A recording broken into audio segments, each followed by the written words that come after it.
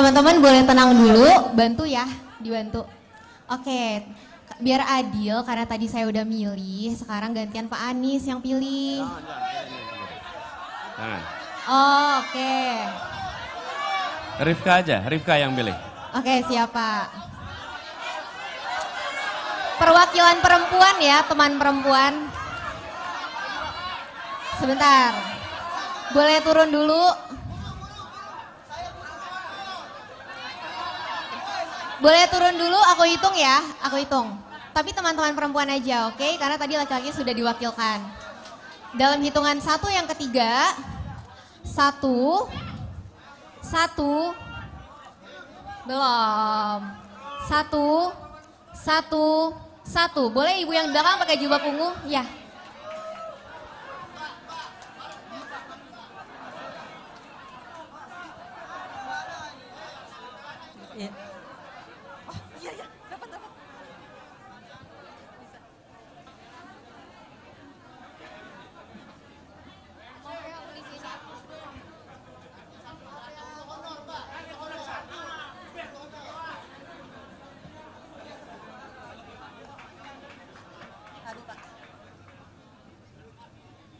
Assalamualaikum warahmatullahi wabarakatuh. Kayaknya saya mimpi bagus tadi malam sehingga saya bisa dapat kesempatan. Sudah sering saya berdoa semoga bisa dapat atau ketemu sama Bapak langsung. Amin. Oke, perkenalkan nama saya Armi. Saya dosen di salah satu perguruan tinggi di Mataram, swasta. Oke, mungkin to the point aja Pak. Di NTB saat ini, di universitas swasta banyak sekali dosen-dosen itu tidak mendapatkan gaji yang WMR atau standar. Jadi di bawah WMR. Nah, terkait dengan hal itu, jika Bapak dan semoga Bapak dapat jadi presiden, amin ya. Regulasi apa yang Bapak terapkan terhadap dosen-dosen di bawah UMR tersebut? Pertama. Kedua, yayasan banyak yang nakal terkait dengan tidak menggaji dosen tersebut. Artinya regulasi untuk dosen dan regulasi untuk yayasan supaya kita juga merdeka untuk di Indonesia. Terima kasih Bapak.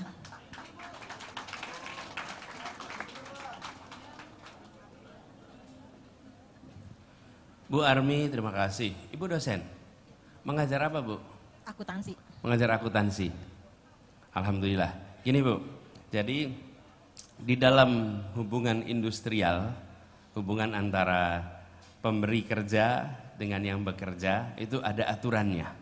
Dan aturan itu dibuat minimal untuk 3 kebutuhan. 1, dia memberikan rasa keadilan. Yang kedua, dia jelas membagi manfaat, memberikan manfaat. Yang ketiga, dia memberikan kepastian. Nah, aturan itu harus ditegakkan. Jadi, insya Allah nanti ini bagian dari komitmen yang kami akan lakukan karena keluhan ini ada di banyak tempat. Bukan hanya di NTB, di banyak tempat. Dan bukan hanya kampus. Banyak pemberi kerja tidak menjalankan kewajibannya dengan baik, dengan memberikan 1, upahnya di bawah UMR. Yang kedua, pembayaran upahnya tidak dilakukan dengan tertib. Yang begitu insya Allah jadi prioritas untuk ditertibkan. Ya, oke, makasih. Ya itu, sama kan ditertibkan? Ya, oke. Makasih ya Bu Armi. Salam buat teman-teman dosen.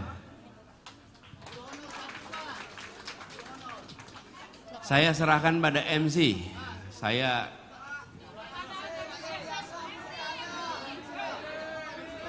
Satu lagi kali ya Pak, terakhir Pak. Oke. Petani.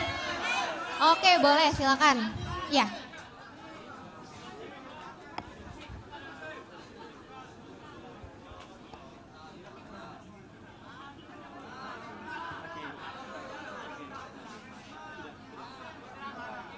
Tes, saudara. Baik, terima kasih kesempatan luar biasa. Rasanya wow. Jadi saya datang di sini sebagai petani muda, Bapak. Jadi 2019 saya memutuskan untuk pulang ke kampung untuk menjadi petani.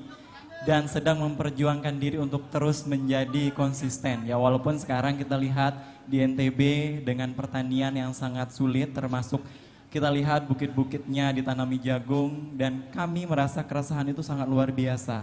Tetapi Nama Anda siapa? Airil Sukma. Panggilan? Airil. Airil. Ya. Airil usia berapa? 27. 27 dan memilih bertani. Iya.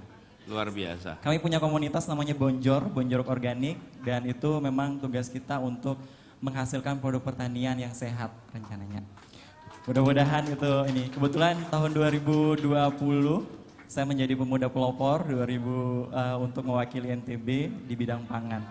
Nah, alhamdulillah dari prestasi ini. Semenitnya habis. Oke, pertanyaannya bagaimana peran pemuda ke depan untuk di bidang pertanian, dan yang terakhir adalah bagaimana mengatasi supaya pertanian ini ramah lingkungan di NTB.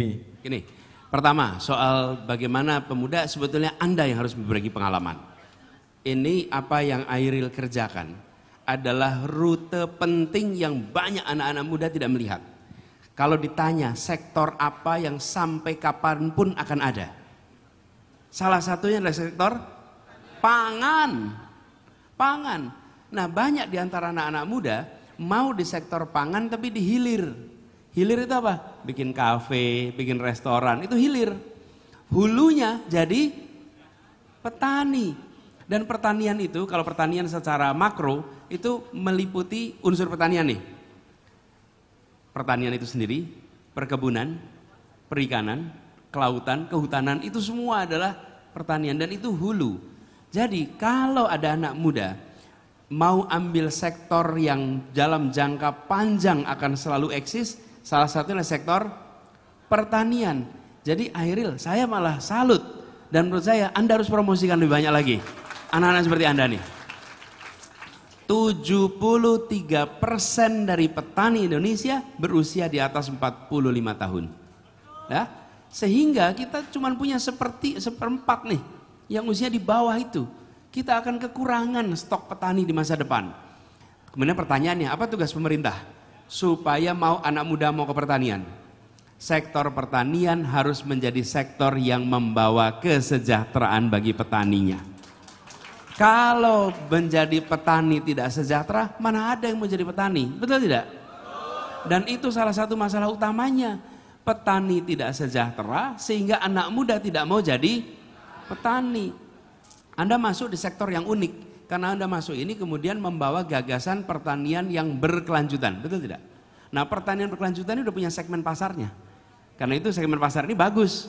Anda karena menawarkan berkelanjutan. Pasti menggunakan pupuk yang serba organik, semuanya serba ramah lingkungan. Nah, itu pasarnya besar tuh. Bagus di situ. Tapi kami melihat seluruhnya bagi pertanian tradisional harus diubah.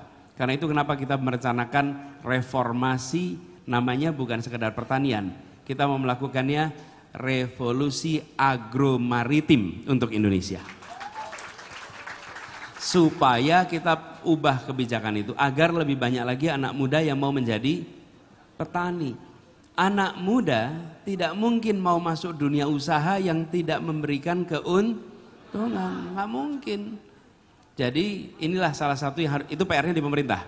Tapi yang saya berharap dari Airil, saya berharap Airil berbagi cerita betapa membahagiakannya menjadi petani itu. Oke? Ya, siap? Siap. Kita salaman ya?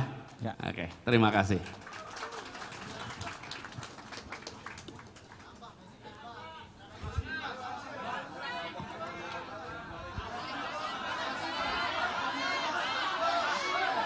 Teman-teman boleh tenang dulu, boleh tenang dulu. Kita ngejar waktu ya karena Pak Anies sudah harus kembali lagi nih. Kasih satu lagi nggak apa-apa? Satu lagi boleh, oke. Perempuan atau laki-laki Pak? Terserah. Boleh yang pakai kemeja hijau, iya.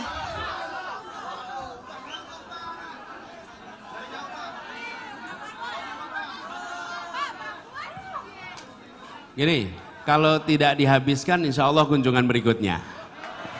Mudah-mudahan. Cek.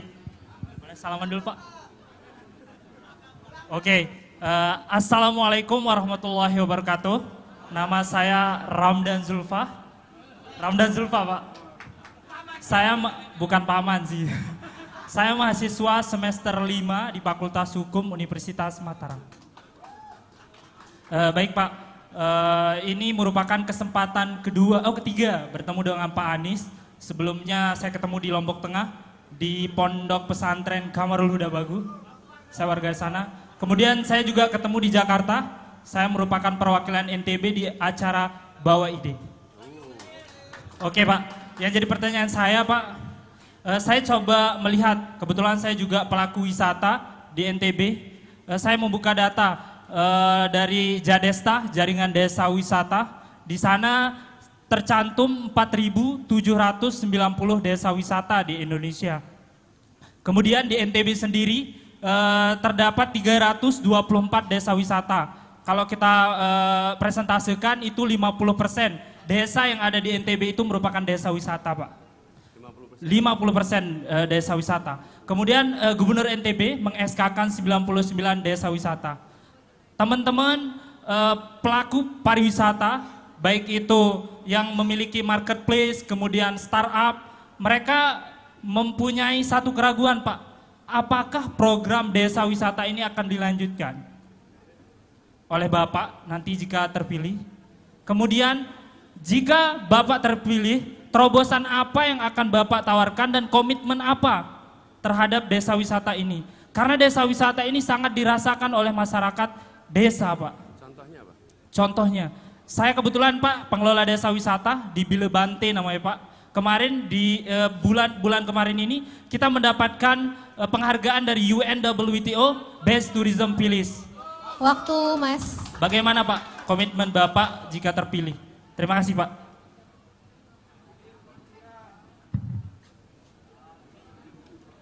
Ya, Bung Ramdan Zulfa.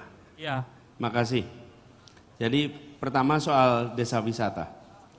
Desa wisata ini sesungguhnya pola pariwisata yang paling bisa memberikan kesan. Kenapa? Ketika wisatawan dari luar datang dan dia tinggal di hotel dengan setting bintang 5 yang suasananya mirip tempat mereka berasal, maka dia mendapatkan pengalaman yang minim.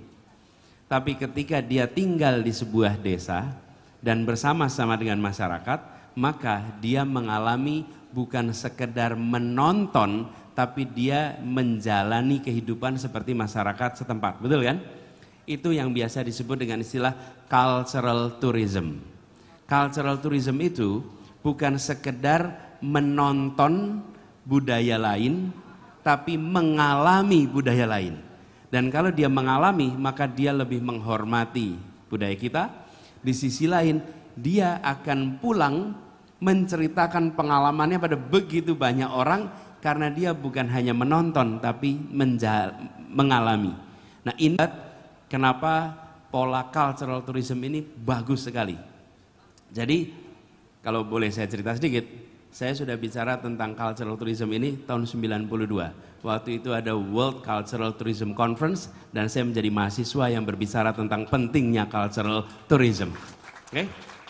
Nanti Anda boleh cari artikelnya. Ada artikelnya di situ tentang cultural tourism tahunnya 92 dan ini kenapa saya percaya ini penting? Menjadi pembeda antara datang menonton dan datang mengalami. Nah, jadi apa yang tadi disampaikan Bung Ramdan, kalau dari sisi komitmen pribadi, insya Allah diteruskan.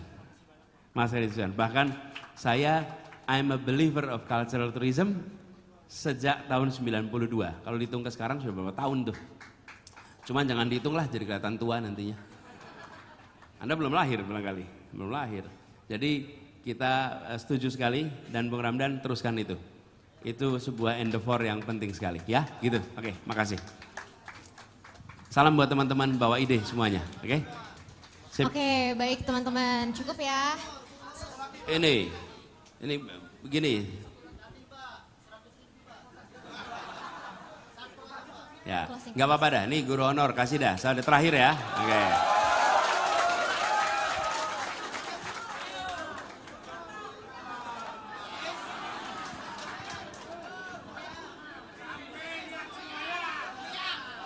C1. Sebelum saya mulai, terlebih dahulu hidup guru honor, hidup mahasiswa, hidup masyarakat, hidup rakyat Indonesia. Terima kasih. Assalamualaikum warahmatullahi wabarakatuh. Langsung saja, Bapak Anies Rashid Baswedan. Saya, nama saya Mus Mulyadi, asal Lombok Tengah paling selatan, Pak Anies. Semoyang. Ya ada di sini. Semoyang. Kebetulan saya adalah salah satu guru honor, Pak Anies. Saya mengabdi di madrasah itu mulai dari 2009, Pak Anies. Sudah beranjak 14 tahun, belum jadi guru paling gede P3K. Seperti itu, Pak. Ya, yang jadi langsung saja yang jadi pertanyaan saya di sini, Pak Anies, atau himbauan mungkin ini sifatnya, mudah-mudahan Bapak Anies diijabahkan oleh Allah Subhanahu wa taala sebagai presiden dan Caimin sebagai wakil presiden 2024-2029. Kami prihatin yang guru honor ini, Pak Anies. Guru honor ini mohon maaf, gajinya 1 kali 3 bulan digaji itu 600.000, Pak. 600.000, Pak. 200.000 1 bulan, kurang malah. Ya. Keinginan kami mewakili teman-teman guru honor yang ada di Nusa Tenggara Barat terutama, Pak Anies, supaya kami itu disetarakan sama teman-teman guru yang mengajarnya di sekolah negeri, Pak Anies. Yang sekolah negeri ini mohon maaf, dia itu bisa P3K, Pak Anies. Kami yang honornya di swasta, yang mengajarnya di sekolah swasta atau di madrasah, tidak bisa di P3K-kan, Pak Anies. Tidak bisa di P3K-kan. Memang itu sudah aturan dari atas. Itu, Pak Anies, tidak bisa itu. Ya, dari pusat. Nggak bisa, nggak tahu aturannya seperti itu, Pak Anies. Aturnya seperti itu. Terkecuali sekolah yang swasta, yang madrasah, yang negeri baru bisa. Yang negeri saja bisa, Pak Anies. Kami yang swasta nggak bisa, Pak Anies. Ya, mohon supaya Bapak Anies ya didengarkan kami yang guru honor ini, Pak Anies. Supaya paling tidak satu saja keinginan kami, teman-teman. Supaya nanti kami yang honornya di sekolah swasta bisa untuk melamar P3K. P3K, Pak Anies. Mohon maaf Bapak Zulkifli Mansah, karena beliau sudah ini. Kami juga sudah, saya ngomong sama beliau dulu, bertanya tapi tidak dibawa-bawa. Ini Bapak gitu, Pak Anies. Karena begini, mohon maaf.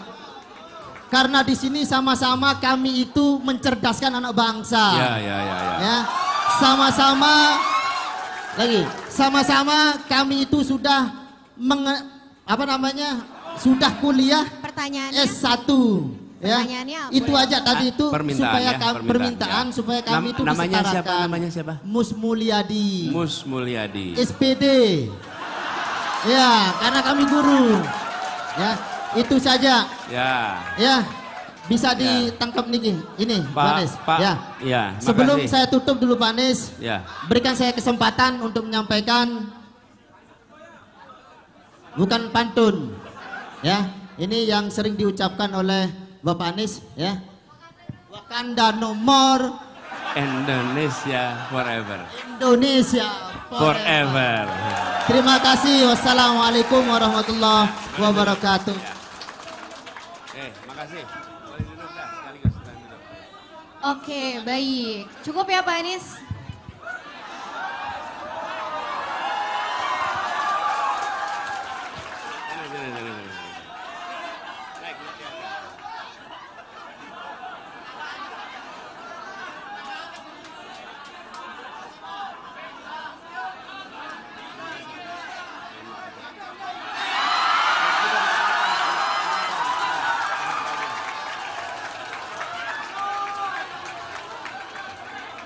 Oh ya betul. Bener-bener ya. Jangan sampai ada rugi ya gitu ya. Oke. Gimana Pak? Cukup Pak? Oh keren. Keren ya Pak, mantap. Kenapa? Pak Mpus Mulyadi, terima kasih. Pak Mpus ini sudah menjadi guru 14 tahun. Mengajar dengan gaji yang sangat minim. Dan tetap mengajar. Istiqomah. kita sampaikan terima kasih insya Allah pada beliau, nanti segera dituntaskan statusnya ya. Tapi tepuk tangan dulu buat beliau nih Pak Mus.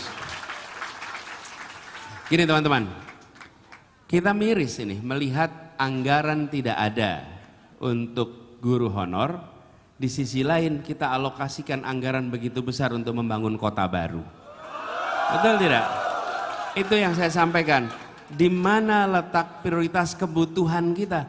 Kita tadi sampaikan, kita ingin membangun kualitas manusia. Berarti kita harus memastikan guru bisa fokus mengajar. Syaratnya dia bisa fokus mengajar, pendapatannya harus cukup. Kalau pendapatannya kurang, dia tidak fokus. Dia harus mencari pendapatan tambahan di kanan kiri. Betul tidak? Dan itu salah satu program kita Pak Mus. Kita ingin agar guru-guru statusnya menjadi punya kepastian. Dan kita sampaikan tadi dalam berbagai forum, kita ingin menghentikan diskriminasi antara negeri dan swasta dalam berbagai kebijakan. Dan perbedaan perlakuan sekolah negeri dan sekolah swasta, sekolah umum dan sekolah agama. Dan ini bukan kewenangannya Pemprov, ini kewenangannya pemerintah pusat. Jadi jangan tanya gubernur, ini pemerintah pusat ini. Dan betul, saya juga sebagai gubernur dulu ada punya kendala di situ. Tapi ini kewenangan di pemerintah pusat. Karena itulah kemudian insya Allah nanti ini kita bawa. Ini aspirasi bukan hanya aspirasi Pak Mus. Ini aspirasi guru-guru di seluruh Indonesia. Ya, jadi kami merasa ini PR yang harus segera dibereskan. Nah, harapannya nanti kesejahteraannya meningkat, gurunya juga jadi pembelajar. Dia mampu untuk belajar terus-menerus dan dia bisa mencerdaskan anak-anak kita sehingga menjadi anak-anak yang berakhlak, anak-anak yang mandiri, anak yang dirasakan manfaatnya. Teman-teman sekalian, saya ingin sampaikan terima kasih. Terima kasih karena saya harus meneruskan perjalanan kembali ke Jakarta. Dan terima kasih sudah hadir semua di sini. Terima kasih kepada semua yang memilih datang ke tempat ini. Oke, kita semua ingin perubahan di tempat ini. Betul? Kita ingin perubahan dan kita ingin agar kemajuan betul-betul dirasakan oleh semua.